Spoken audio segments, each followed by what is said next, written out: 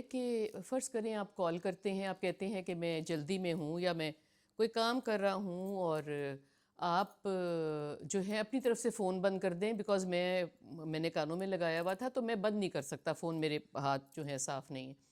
تو آپ دیکھو کہ اس کے بعد آپ گھر والوں سے کوئی بات کرنے لگ جاتے ہو یا کوئی اور چیز ہونے لگ جاتی ہے، تو سامنے والا آپ کی بات سنتا رہتا ہے، وہ فون اپنا بند نہیں کرتے۔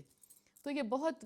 نازیبا سی بات ہے کہ آپ جب ایک کانورسیشن آپ کے ساتھ ختم ہو گئی ہے تو پھر آپ نے گھر والوں کی باتیں کیوں سننی ہیں؟ جیسے کہ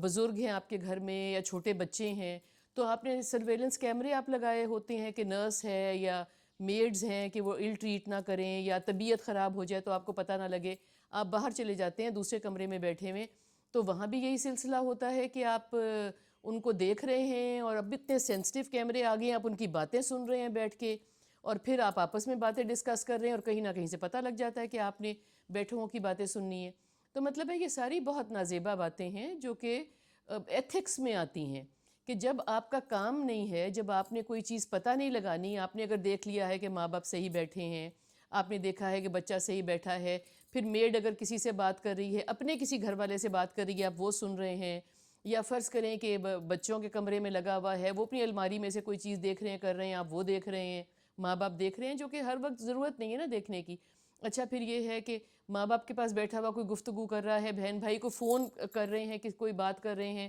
جو کوئی بات آپ کے مطلب کی نہیں ہے، اور کبھی ہوتا ہے کہ کوئی گلہ بھی کر رہا ہے یا کوئی کچھ کر رہا ہے، آپ وہ بھی سن رہے ہیں۔ تو اس بات سے پرہیز کریں، بیکاز اگر آپ کا خیال ہے کہ آپ ایتھیکل ہیں، آپ ریلیجس ہیں، آپ اخلاقی طور پہ اچھے ایک انسان ہیں، تو یہ ساری باتیں بھی اس جگہ پہ آتی ہیں جہاں پہ آپ ایتھکس سے گری ہوئی بات کرتے ہیں، تو اس کا بھی دھیان کریں پلیز۔